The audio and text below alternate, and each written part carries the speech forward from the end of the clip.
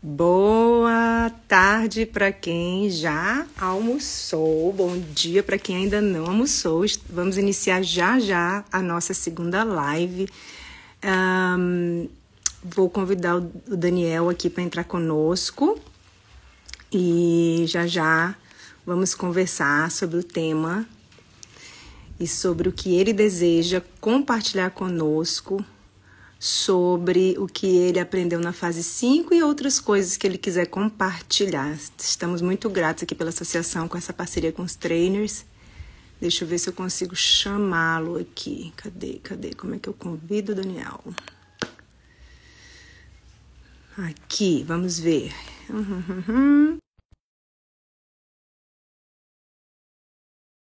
Por favor.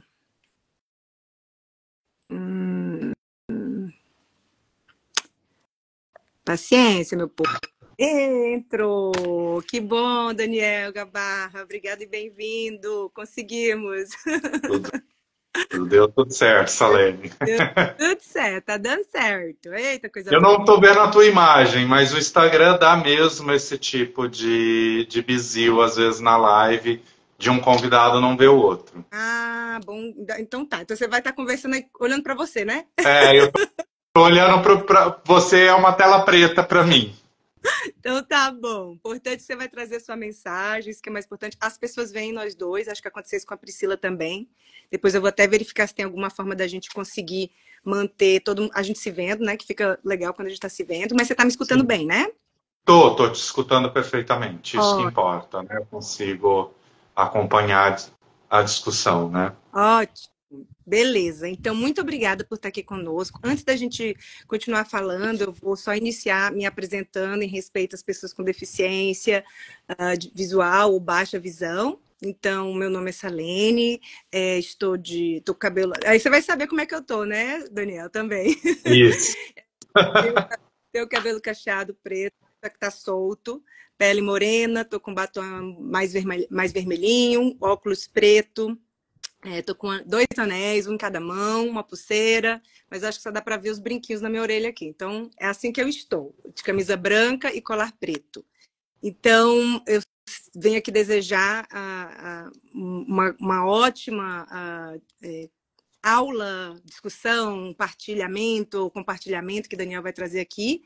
Lembrando que essas são as lives que a gente está sentindo muito inspirados depois da fase 5. E agradeço aos trainers que estão se disponibilizando para conversar com a gente. Daniel Gabarra, por favor, se descreva e aí fale do seu tema e mande bala, que nós estamos aqui para te escutar. Bom, sou Daniel Gabarra, sou trainer de Brain Spotting desde 2016, né? De lá para cá, bom, antes disso já foi um aprendizado muito intenso, né, até chegar nesse lugar, e continua sempre sendo, né? Só te pedir um favor, descreva a sua aparência antes de você falar um pouquinho da sua carreira, só para o pessoal que não, né, não tem clareza da visão possa te imaginar ou te ver melhor. Sim, eu ia fazendo a sequência, né, como você tinha solicitado. Bom, eu tô vestindo uma camisa xadrez. É xadrez? Isso, é xadrez, né? Predominantemente azul. Tô com fundo branco e um quadro preto. Sou um homem branco. Tô de óculos, barba e cabelos grisalhos. Não. Isso é do Instagram. Achei que tinha uma mancha aqui, é do próprio Instagram. Então, nesse processo de aprendizado, né? A gente vai sempre aprendendo, e com o David isso é uma coisa bastante frequente, né? Até 2016 sempre muito intenso ali com ele, em todas as formações, ele vindo para o Brasil 2 vezes por ano, né? Então foi bastante intenso o aprendizado ali com ele nesse período, mas depois disso ele nunca deixa de nos trazer novidade, né? E aí a fase 5 é mais uma dessas. E de 2020 para cá, né? 2022, desculpa, para cá, que ele vem trazendo a discussão do modelo neuroexperiencial, que é onde eu gostaria de fazer essa ponte entre o modelo neuroexperiencial e o enquadramento, tanto a partir do que ele vem trazendo, né, quanto a partir das costuras que a gente vai fazendo na nossa própria prática clínica e das formações de base, né, do background que a gente tem e onde a gente vai incorporando e sistematizando as coisas, né? Lembrando que o David também sempre nos fala que se você faz brainstorming exatamente como eu faço, você não está fazendo brainstorming. Você está só repetindo alguma coisa. E né? isso então, faz sentido com o que ele está trazendo na fase 5, né? Que cultura vem antes da ciência, né? Então, acho que você falou essa frase perfeita. Fazer o brainstorming do seu jeito é considerar de onde você vem também, né? Maravilhoso. Exatamente. Tem tudo a ver com essa ponte, né? A ciência se estrutura a partir da cultura, né? A ciência é um elemento da cultura. Então, historicamente, é uma fala óbvia, né? Mas é muito importante a hora que ele traz essa fala, porque às vezes a gente cai numa dissociação científica aí, que pode ser muito danosa para a própria ciência, né? A partir do momento que se a gente perde essa conexão entre cultura e ciência, a gente vai para uma produção científica, sei lá, quase esquizofrênica, né? Desconectada da realidade, da prática, do fazer. Isso. Né? Então é uma discussão extremamente importante. E aí ele vem então trazendo, eu acho que essa é uma reflexão que se estrutura, né? Muito a partir da discussão do modelo neuroexperiencial, mas o enquadramento, particularmente, é uma coisa que eu prezo muito, assim, e que é particularmente desafiadora de ensinar, Sim. porque ela é particularmente desafiadora de entender, né? De aprender, e de entender e de utilizar. Então, meio que a gente está sempre ali utilizando, mas ao mesmo tempo a gente está sempre aprendendo a respeito de enquadramento. E aí uma das primeiras coisas que o David vai falar a respeito do enquadramento, né, é que o enquadramento o cliente nos traz. Então, não é exatamente a gente que faz. A gente pode dar um foco, a gente coloca uma moldura, né? Mas o que vem para essa moldura vem com o nosso cliente, né? E aí bate de novo com essa perspectiva da cultura, né? Tem toda uma história que vem até ali, né?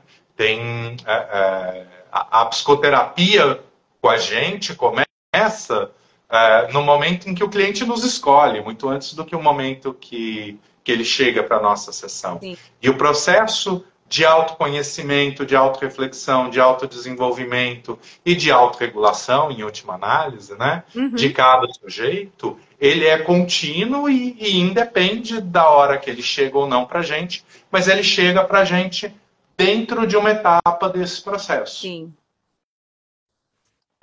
E nessa etapa desse processo, como que a gente olha e reconhece, né? Toda essa carga cultural que está sendo trazida ali, ou toda essa história que está sendo trazida ali.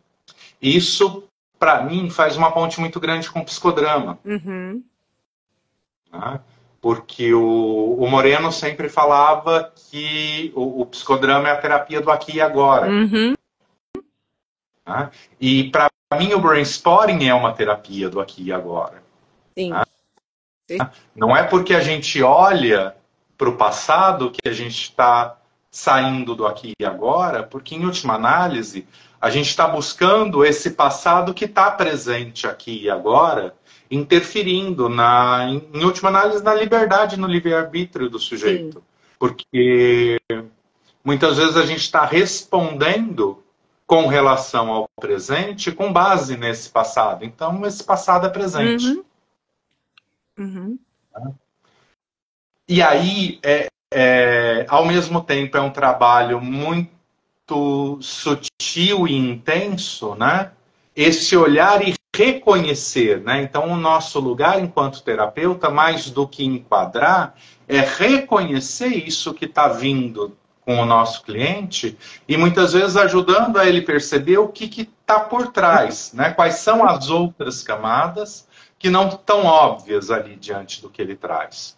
Uhum. Então, acho que um exemplo ajuda, né? A gente pensar esse tipo de lógica mais abstrata. Ótimo.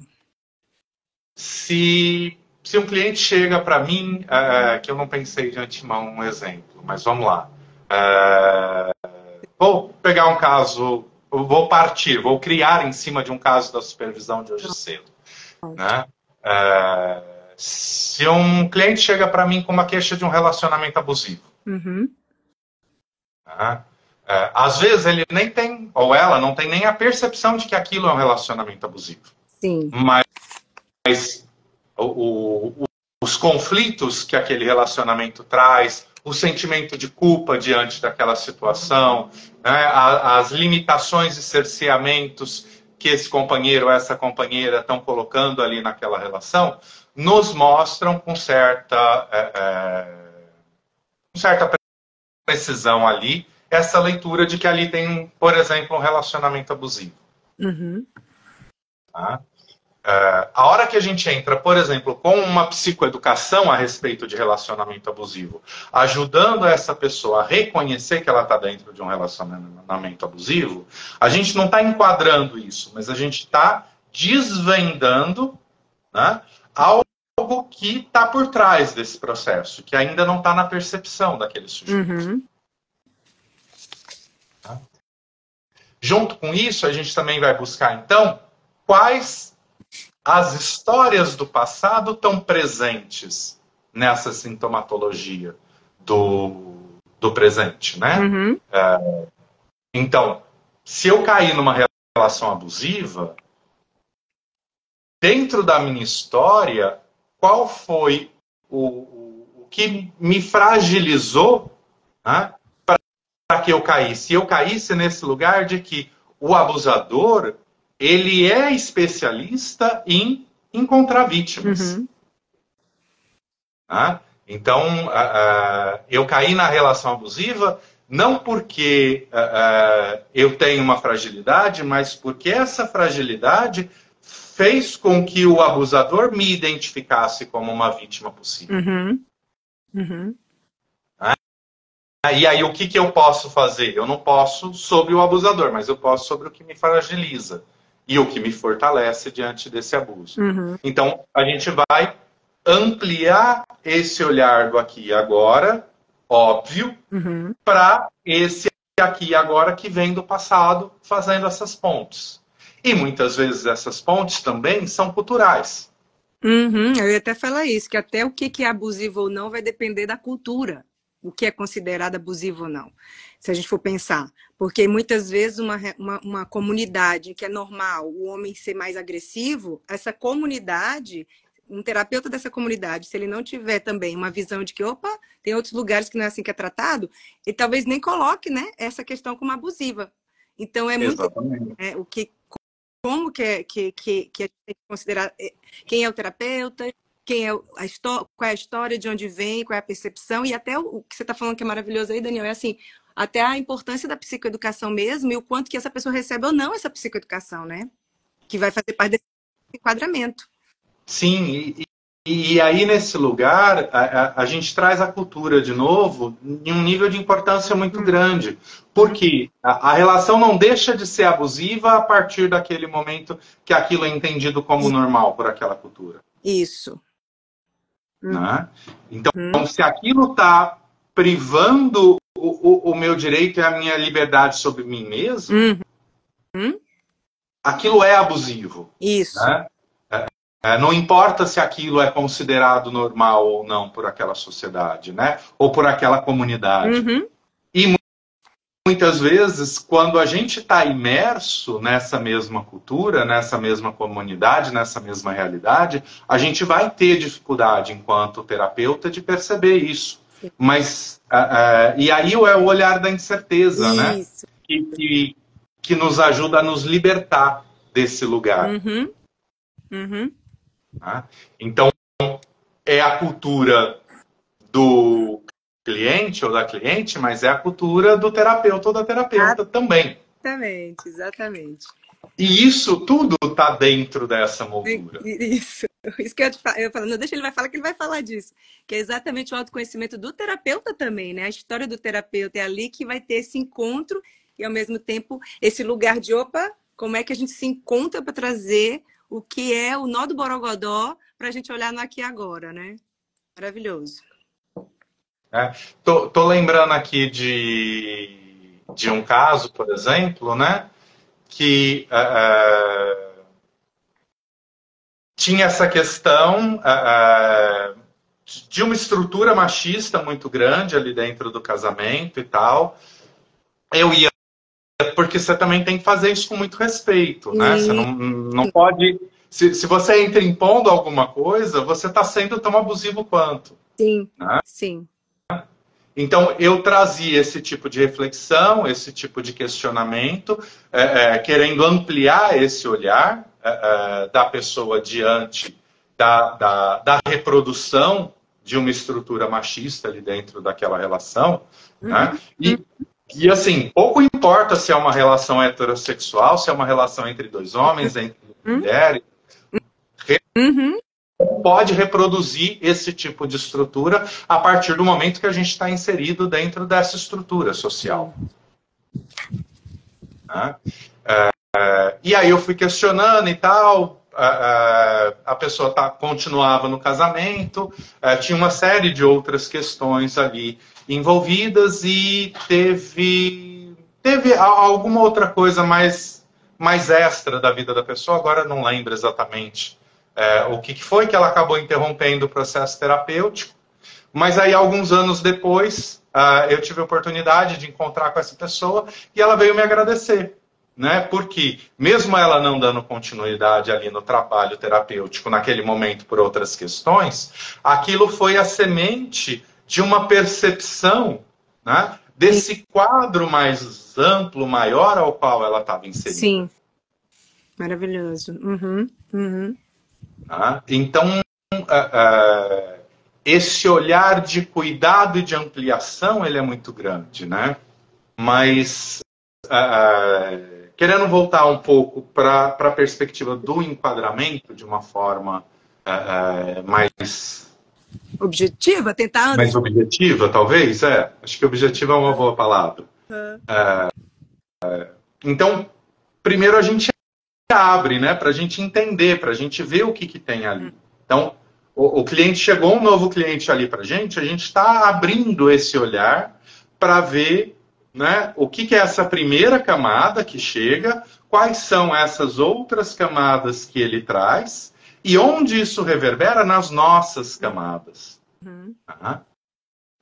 E aí, a partir disso, a gente faz escolhas terapêuticas. Sim. Né? Muitas vezes em conjunto, em parceria. Né? E quanto mais em parceria, melhor.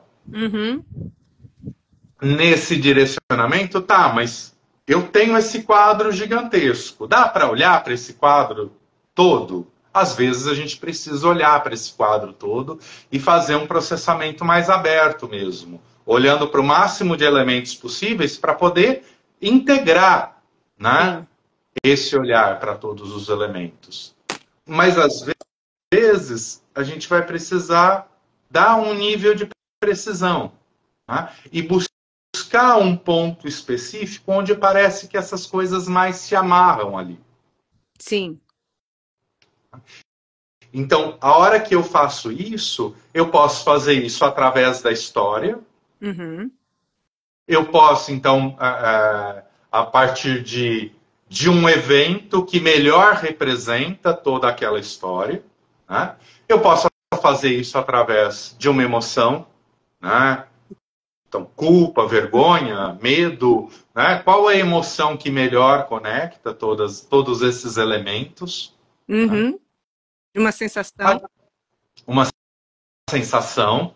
Né? Eu posso fazer isso através do corpo. Isso. Né? E aí a gente pode fazer isso através do corpo, não só pela sensação, mas como pelo movimento. Uhum.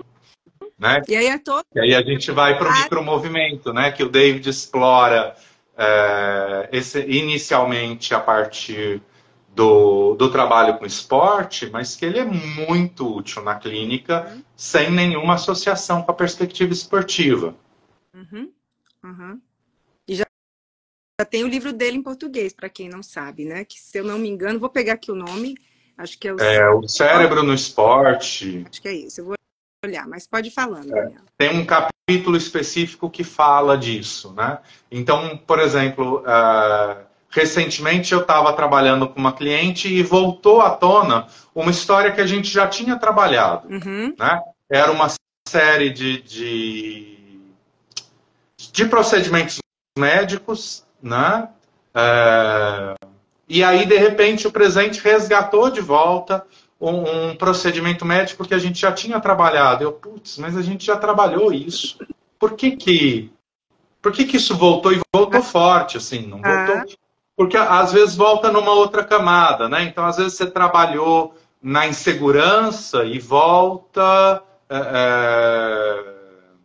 Uma crença que talvez nem estava consciente de que eu não posso ser livre da dor, sei lá, tô aqui inventando, né? Isso volta numa outra camada, seja de emoção para crença, ou uma outra emoção, né? Então, às vezes de culpa vai para medo. Isso é um pouco mais comum, mas não volta muito forte normalmente, né? Mas voltou muito forte, isso me chamou muita atenção. E aí, o que eu pedi para ela, né? Então, a gente já trabalhava há algum tempo ali, né? Então, esse quadro mais amplo e a conexão de diversas histórias já estava ali nítida sendo trabalhada, mas algo não estava vindo à tona. Né?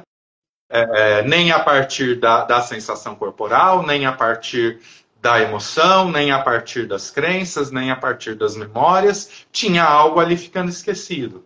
Né?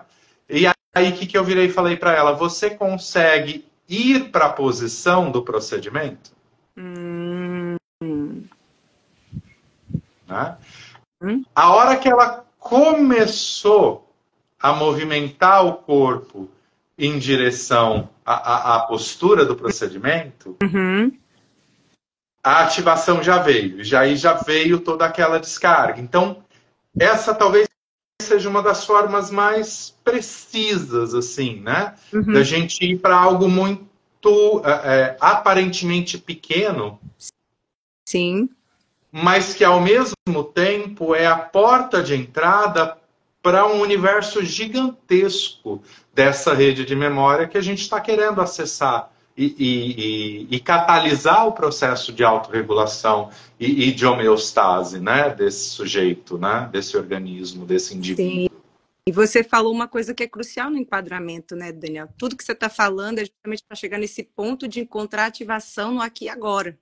Então, quando você traz essa outra percepção desse processo e traz essa outra forma de né? Vamos falar assim, vamos ver se tem uma ativação aqui. Quando você traz essa pergunta, agora sim, tá aqui no agora, podemos agora processar, vamos dizer assim, né? Agora a gente pode seguir com o processamento, com achar o ponto e aí o sequência.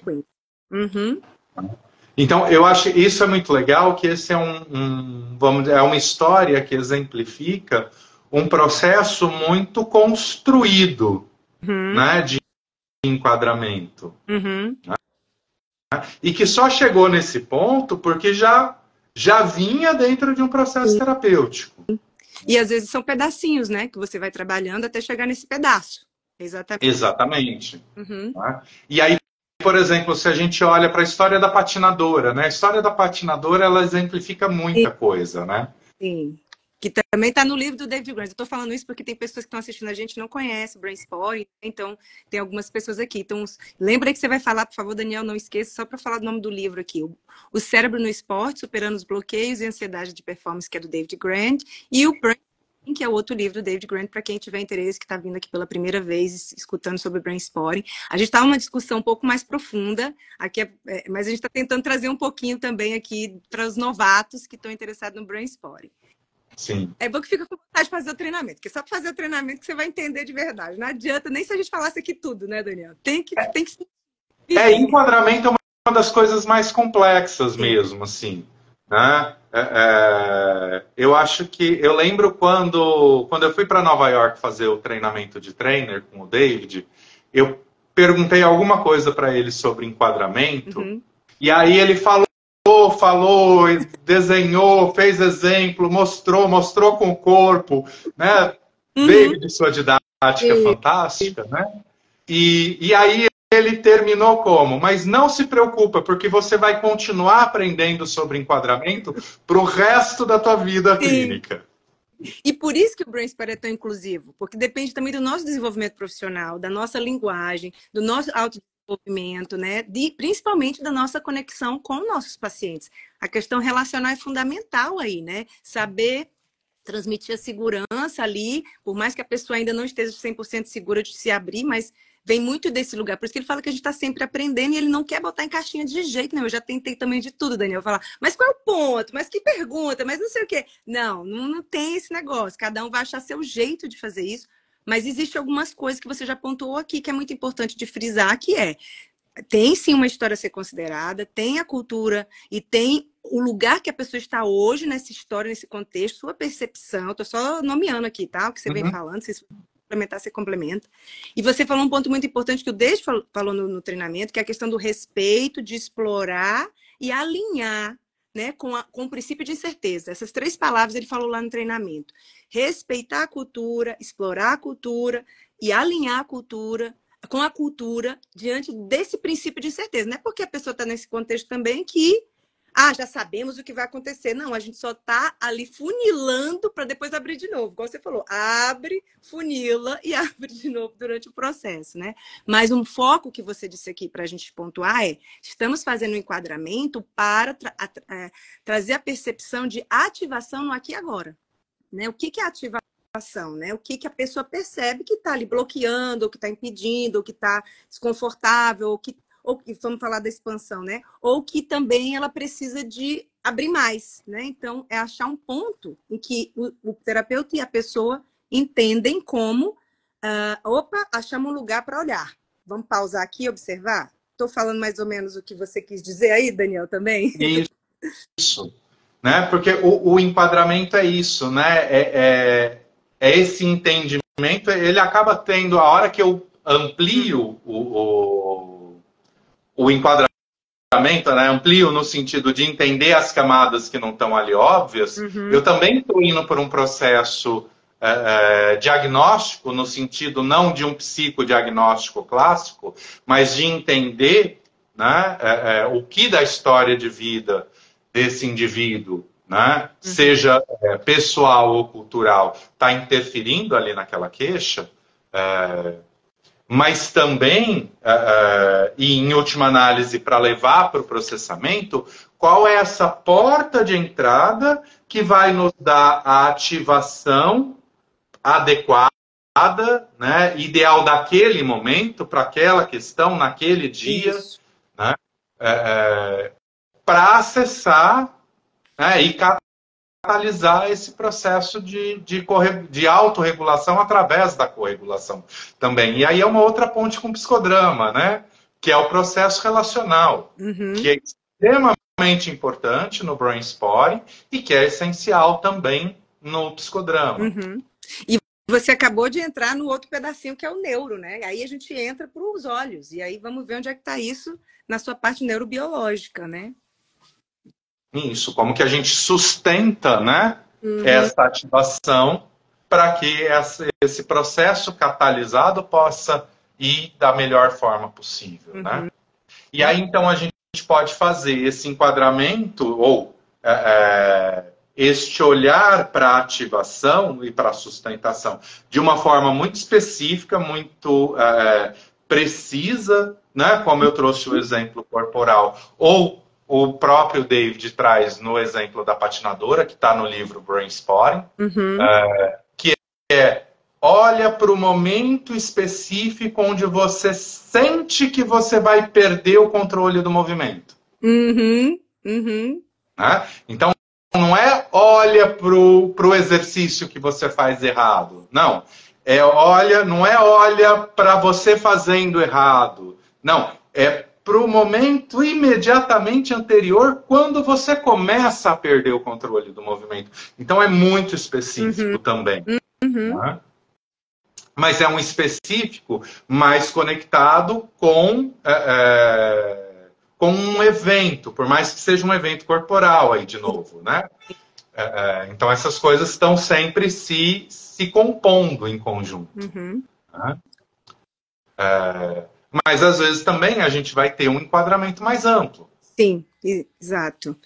E acho que um exemplo muito legal de um enquadramento absolutamente impreciso do sentido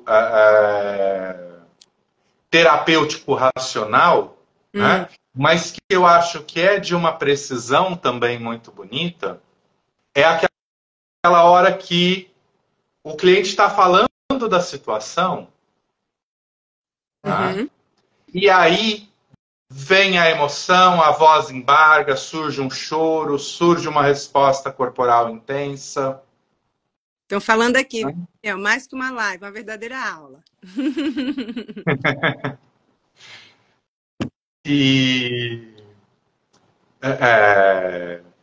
Né? E aí a porta se abriu. A gente não sabe que porta é essa, a gente não sabe. A gente tem uma noção do que está envolvido naquela porta pelo ritmo que a conversa vinha vindo, pelo conteúdo que vinha vindo da conversa. Mas a porta se abriu. Eu vou fechar essa porta de novo, continuar racionalmente pensando em enquadramento, para depois ter que achar uma forma mais trabalhosa de voltar nesse lugar, ou eu vou mergulhar, né, montado na incerteza, mas mergulhando nessa abertura dessa ativação que surgiu. Né? Então eu acho que é um momento quase mágico que a gente não pode perder enquanto terapeuta de brainstorming. Né? E eu acho, é por isso que eu acredito, eu quero escutar a sua opinião, eu acredito que por isso que alguns terapeutas, quando fazem brainstorming, eles ficam bem assim, admirados, e eles ficam, uau, o que é isso? Nossa, mas foi em um lugar tão profundo, e como é que eu faço? E aí tem um lugar de medinho, né, de dar sequência, porque realmente é um processo que é profundo, e que eu preciso aprofundar realmente em mim para poder estar mais presente com o meu terapeuta. Eu falo que o brainstorming, para mim, ele me ajudou a ser mais salene nos processos com meus pacientes do que mais profissional. Não deixando de ser profissional, mas o meu sistema, estou muito mais atenta a ele, estou muito mais aberta ao que vem, estou muito mais corajosa com o que eu não conheço, porque o princípio da incerteza dentro do brainstorming me ensinou muito, né? E acredito que, eu não sei como é que tem sido a sua experiência em relação a isso, que é o que contribui bastante para entrar nesse enquadramento mesmo. Para onde nós vamos? Vai depender muito de onde eu estou também como terapeuta, né? Para estar recebendo, sustentando, explorando e acolhendo, né? O que o paciente traz, né? Tem uma fala do Mário Salvador que eu acho fantástica, né? Quanto mais relação, menos técnica. Quanto mais técnica, menos relação. Né? E o nosso trabalho é isso, né? Do brainstormer. Isso. Não significa que a técnica não tenha valor. Sim. Mas ela é um recurso ou eu estou botando ela no meio da relação com o cliente? Isso. Né? Então, se ela é um recurso que está ali e eu pego quando ela me serve a partir da relação, ela é maravilhosa, ela é extremamente útil. A gente usa ela para discutir e ampliar o olhar sobre os casos na supervisão ou mesmo depois do atendimento. Né? Mas ali no atendimento é a relação humana que sustenta a corregulação. Sim, sim. Né? Então, são muitos elementos, e aí olhando para esse lado mais individual, né, do terapeuta, trabalhar essas inseguranças é muito importante. Sim. Muitas vezes na fase 2 eu estimulo muito as alunas e alunos a trabalharem essas inseguranças, né, que já começam a surgir conforme eles vão relatando a experiência ali no início da sexta-feira. Sim. Né? Uhum. Porque ativa nossas inseguranças. E se a gente está inseguro, como que a gente oferece segurança? Exato. É por aí. E eu acho que um primeiro momento dá um pouquinho de frio na barriga, mas depois que a gente vai entendendo que é assim, a gente vai relaxando nesse processo, né? E eu acho um lugar assim de extrema importância, né? O terapeuta de brainstorming, nesse processo de formação, se submeter a uma terapia de brainstorming. Certeza. Com certeza. Né? Por Uhum. mais que ali no curso tenha os processamentos e tal, é diferente de um olhar processual com o brainstorming, né? De uma sequência. Sim. Pode até ser uma terapia breve, põe ali 10 sessões. Uhum. Eu já estou no meu processo, não quero trocar de terapeuta. Faz uma terapia quinzenal, mensal com um terapeuta experiente que vai fazer uma ponte e uma parceria com o terapeuta que você já tem. Né? Quantas vezes eu recebo o encaminhamento do próprio terapeuta, ó, fulano, estou te mandando minha cliente fulana para você trabalhar tal trauma com ela. E eu vou lá, trabalho aquilo e ela continua lá na terapia que já está. Sim, sim, sim. É parceria mesmo, né? É parceria. Né? Às vezes é o cliente que chega. Eu não sei se eu vim aqui, eu queria te conhecer, porque eu não sei se eu largo ou não meu terapeuta. Mas você gosta? Tá te fazendo bem? Continua, a gente faz uma parceria. Sim, sim, sim. Né? E aí rola a ponte entre os dois terapeutas para dar continuidade no processo. Isso é absolutamente possível e saudável, eu diria. Né? Já teve caso de eu encaminhar, né? De eu estar atendendo um caso extremamente complexo, então eu falei, eu vou continuar aqui focado no processamento, você procura uma pessoa especialista em violência doméstica, porque tem um nível de especificidade que eu acho que é importante você entender desse processo, que eu não vou poder te oferecer. Né? Porque por mais que eu tenha experiência, eu não tenho este nível de estudo. Sim, sim. Né? E porque também a gente não vai fazer 2 sessões por semana, então e foi super importante, tanto que essa cliente é um caso extremamente complexo, até hoje está com os 2 acompanhamentos. Assim. Sim, sim. Então é raro eu não ter na minha clínica alguém que eu acompanhe com outro terapeuta. Uhum. E você está falando uma coisa tão importante, né? Que às vezes as pessoas falam assim, algumas se empolgam com brainstorming. Meu Deus, isso é maravilhoso. Eu nunca trabalhei com tal queixas ou com tal tipo de cliente, agora eu vou começar. Não, o brainstorming, ele é uma, né, ele é uma forma de trabalhar, mas o que você conhece dessa clientela, desse tipo de problema, é muito importante que você se especialize também. Então, não é porque eu tenho brainstorming que agora agora eu posso fazer tudo com todos. Você também tem que estar nesse processo de aprendizado das outras temáticas, das outras, que seja patologias ou que sejam as habilidades, né? Então, assim, quer trabalhar com criança, não é porque você aprendeu igual o meu programa, você aprendeu a trabalhar com criança com a Salene, mas eu não tenho nenhuma formação. Tem que ter alguma coisa, supervisão, treinamento, gostou do brainstorming para isso, mas você tem que se resguardar também com outros conhecimentos, que é isso que é lindo do brainstorming, né? Tanto combinação de trabalhar em parceria com outros profissionais, por essa questão de o que eu sou melhor em quê, o que eu sou bom em quê, o que eu sou especialista em quê, né? Então, eu acho que ele eleva a nossa capacidade, né, na nossa prática. Daniel, só por uma questão de tempo mesmo, tá? Eu vou só anunciar aqui se alguém tem alguma pergunta, a gente pode ir mais um tempinho aqui, sem problema nenhum. Eu vou pedir para você ver se você quer falar mais alguma coisa, porque o tema é maravilhoso. Acho que a gente falou de várias coisas, mas sempre tentando trazer para o enquadramento, que isso é muito legal. É uma das poucas, um dos principais pontos em supervisão para mim também, quando o pessoal chega, né? Para a gente, trainer também, né? Porque a gente é trainer, que a gente não está, às vezes, cutucando o David. E você falou do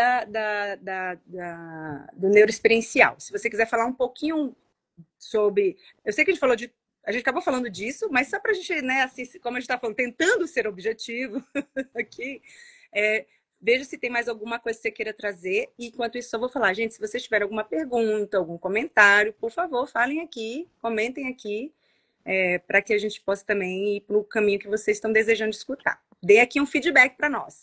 Fale, Daniel. Cortou para mim. O que você quer que eu explore? Não, vê o que você fica à vontade. É só para te dizer, né? Eu pedi para o pessoal fazer perguntas se quisesse, por isso que eu dei uma pausazinha. A gente pode ir mais 10 minutos e se tiver mais alguma coisa que você queira falar, a gente pode ir também.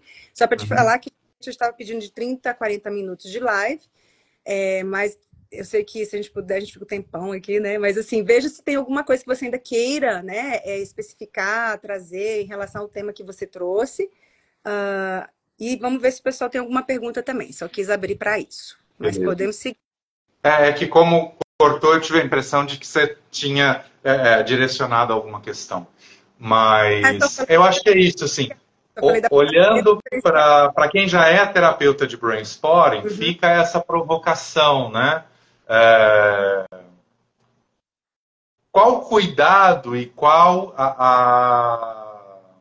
a flexibilidade com que você está olhando para esse conceito de enquadramento? Né? O quanto você já caminhou nesse desenvolvimento e que novos caminhos você pode percorrer, porque sempre tem novos caminhos a percorrer com relação ao enquadramento. Eu acho que enquadramento é um tema muito infinito, né? Cada manejo que o David traz é uma forma diferente de enquadrar uma determinada questão. Né? Mas enquadramento também não é só isso. Né? Não é só os diferentes manejos, mas tem coisas muito mais sutis, como toda essa costura de cultura, de história passada, de reflexo do lugar do terapeuta, que também está ali envolvido no enquadramento. E olhando para o pessoal que ainda não tem a formação em Brain Spotting, né, fica essa provocação de entender, né, de ir atrás desse olhar, que ele é muito fenomenológico, né, muito relacional, e que, ao mesmo tempo, costura uma precisão muito grande dentro do trabalho.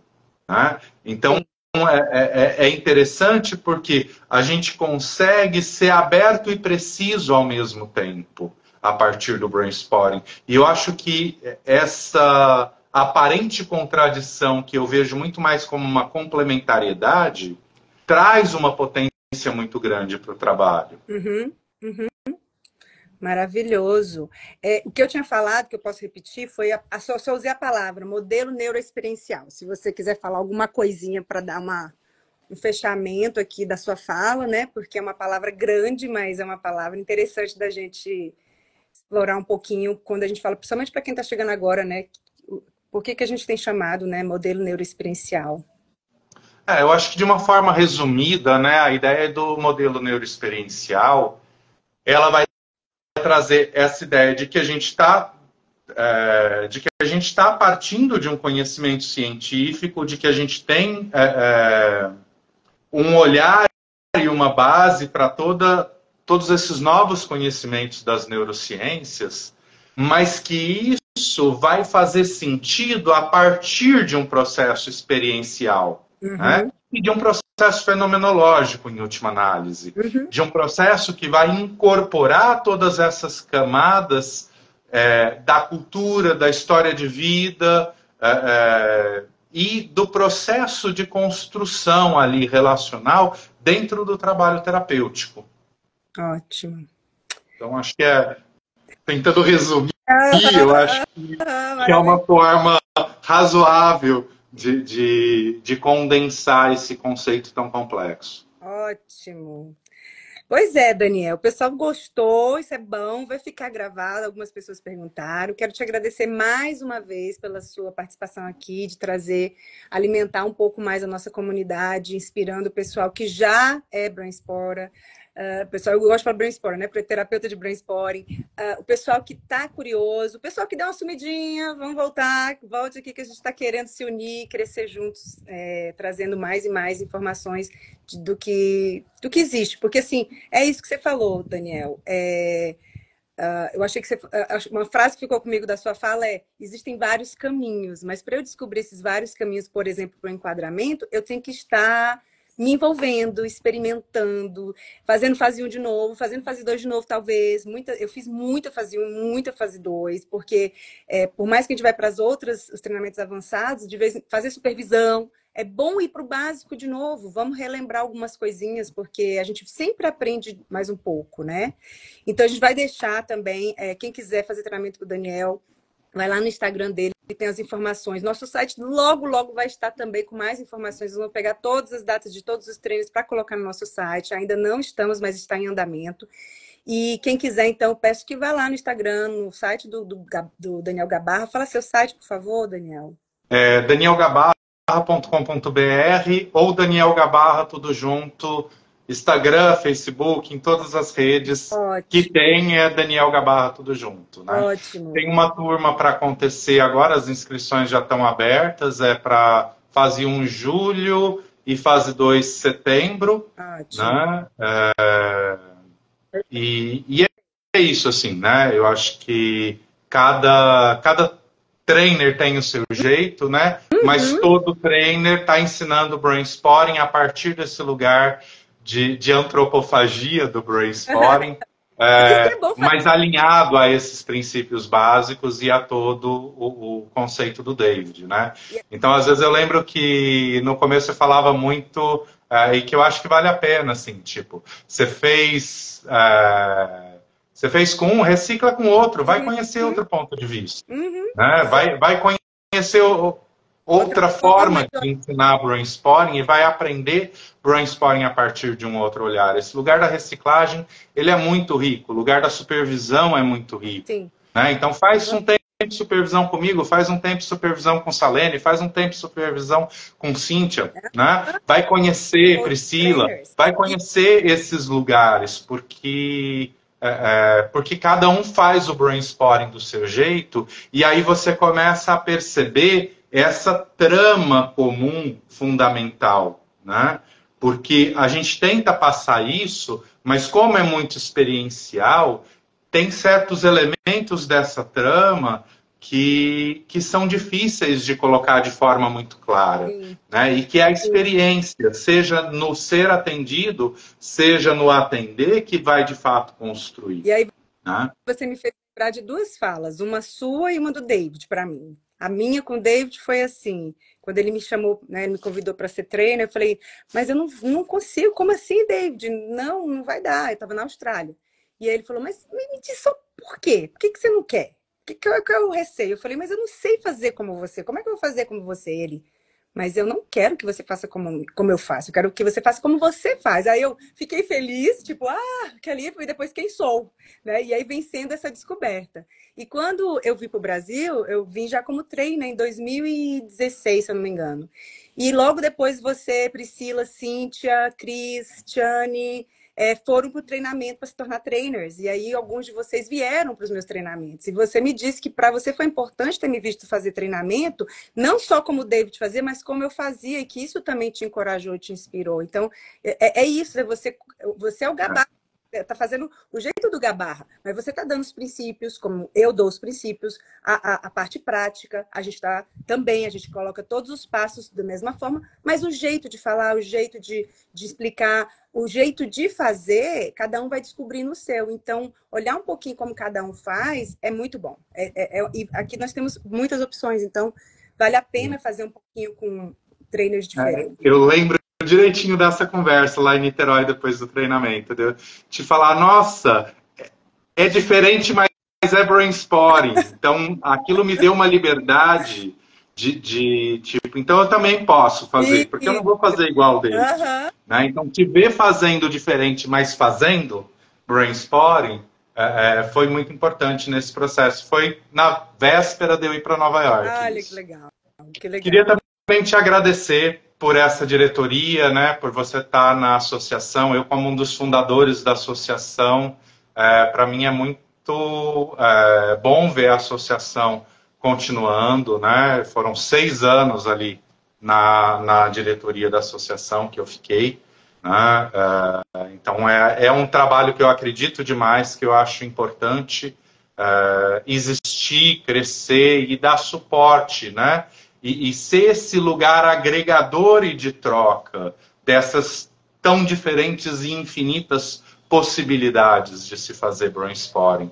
Então, esse lugar da construção da comunidade eu acho muito importante e parabéns por estar à frente desse lugar, que essa diretoria possa tanto realizar um trabalho lindo como já está realizando, como crescer em termos de continuidade, de novas pessoas que se aproximem e que possam estar também nesse lugar de diretoria, dando continuidade à estrutura que permite esse crescimento da comunidade. Maravilhoso. Muito obrigada também, Daniel. E saiba que o meu sim tem muito a ver com a história, tá? Do início dessa associação, da luta que eu sei de vocês anterior, de quem iniciou, de quem fundou.